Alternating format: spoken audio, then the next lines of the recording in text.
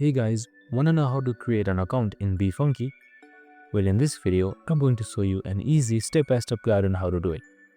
It's super simple, so let's get right into it. Now first up, open up your favorite browser and type in befunky.com. This will direct you to the official website of BeFunky. Now you can just simply press sign in that is located on the top right corner right here. But since we don't have an account, we need to register. So click on register here. Now, there are various options you can choose from: Facebook, Google, Apple, or just your email. For now, I'll go with Google.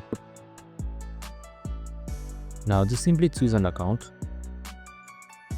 press continue, and there you have it. Your account has been registered. It's as easy as that. Now you can go to your dashboard and edit your photos. I hope this video helped. If it did, make sure to like, subscribe and tune in reels for more related videos.